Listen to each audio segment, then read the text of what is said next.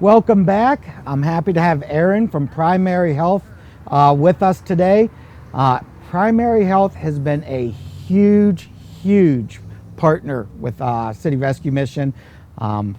Dr. Guerra will be on here later tomorrow. I know a couple others, your staff will be stopping by, but Erin was one of the ones to kind of help us get this whole thing started back in 2021. It's hard to believe it's been that many years already. I know. So, I know, that's true. So looking back, quick background here. So Primary Health, when they first came into the picture for me, I was brand new here at the mission, and we had this thing called COVID that popped its ugly head up. And one of the things was Dr. Guerra, who is their CEO, reached out to me. And he gave me his cell phone number. And I'm going to talk to him a little bit about this tomorrow. But he really helped us plan, along with the network from Citygate, on how to best shelter people during that time. With that being said, one of the things that we saw as a big need here was a lot of our people we served haven't been to a primary care physician in years. So I approached Primary Health and we started talking, and that's when this great thing of community bridges started. Bridging access between agencies inside our walls and vice versa. And we just started to roll it out. But the one thing I loved and where I knew it was going to work with Primary Health was, do you remember what the first thing is we said we had to establish? No, what? Was trust. Yes. Trust. If our guests didn't trust those from Primary Health, we weren't going to see success. So what was great was that's when Erin came into the picture. And the first 3 months you were here, you just hung out. Really, that was it. You were getting to know our guests. You were getting to know the community that came in at lunch. And can you describe that experience a little bit, looking back on it? It was a lot. It was a little scary at first. I'm not going to lie. I was scared because I wanted it to work so bad. And I wanted to just make sure that I was worthy of what you were thinking about doing. So some days I felt like I wasn't doing anything, let me tell you.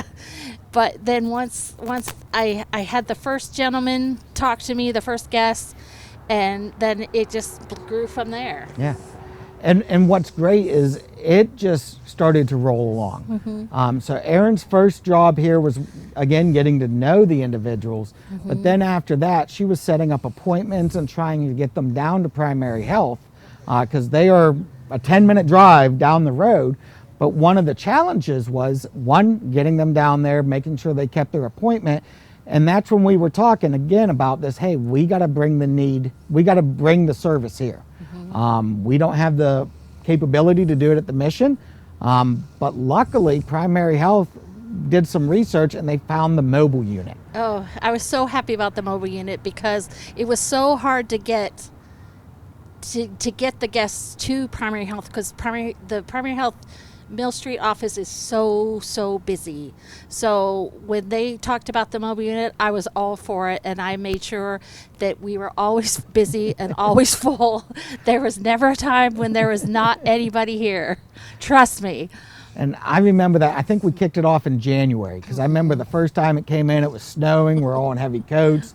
But it's right in this parking lot every other Thursday, and we alternate. It's here in the mornings 1 week, and then it's here in the afternoons. But again, this is open to our community also.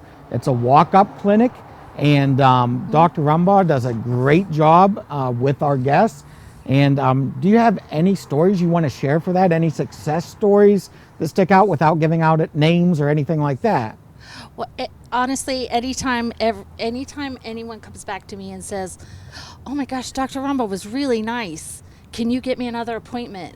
That to me is a success. That makes me happy. And where this is key, we have so many guests that are suffering from diabetes, high blood pressure. We found individuals that had heart problems they had to get resolved. So it's a way that we are kind of catching some stuff before it could turn into something tragic. I hear many times, I have fill in the blank, and I haven't taken my medicine for this many days. So I get real like, ugh, and I make sure that I get them in to see the doctor ASAP. And the other thing is we have some great pharmacies that work with us, so we can call in those prescriptions and get the individuals their meds that day, because we'll help transport them down. Now, is there a cost to our guest for this? If they do not have insurance, it helps that you guys will help them pay for their medications, because that is sometimes is the biggest barrier. Yeah. So one of the things is we try to help individuals right off the bat, if we can, with medication. We can't do hundreds of dollars, but it's meeting those basic needs right off the bat. We just had one today that needed, $40 for medication, and it makes a huge difference. So thanks to our donors, we can do that. Yes. We have a little bit of money in that budget. It's not one of our primary expenses, but it is a need that's met.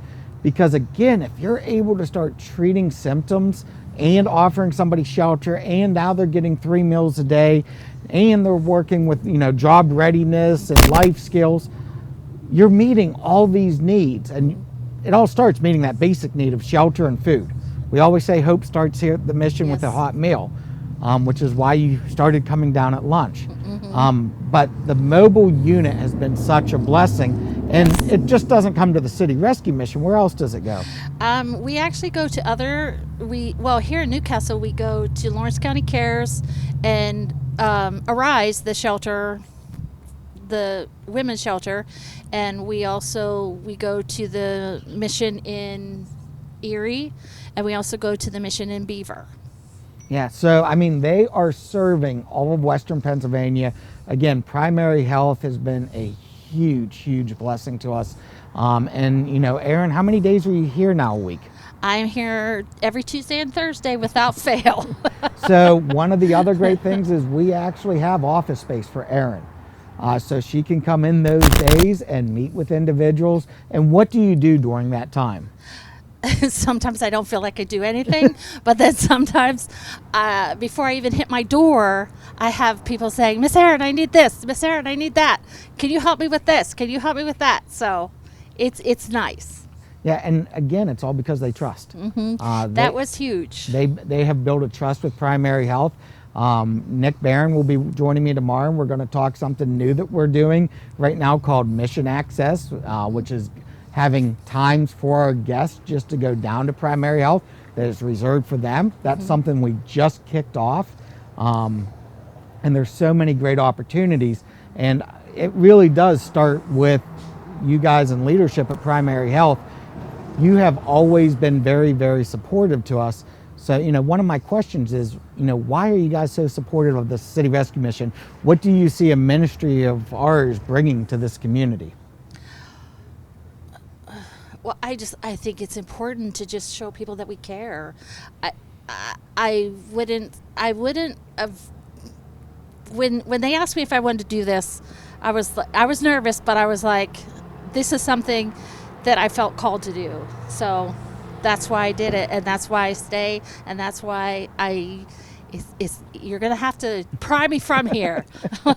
We're not sending you anywhere quick, because you serve a valuable need. Thank you. You serve a hole that was in the service that we had here. We've always used primary health in the past, but it was that connection that was missing. And again, one thing you're going to hear me stress over these 24 hours, breaking down these silos. That is the key to everything we do as a community. Most definitely. It takes every one of us. It takes organizations as primary health. And again, so I thank you for all that you do here. Thank you for taking time to come and sit on the bench and be part of the conversation. I appreciate you, and I too. thank you for the work that you do for our guests. Thank you. It is so needed and so appreciated. I'm very humbled and pleased that you're happy with what I do. Oh, very happy. So again, keep tuning in. Our next guest will be with us shortly. And again, a lot more to come. Thank you.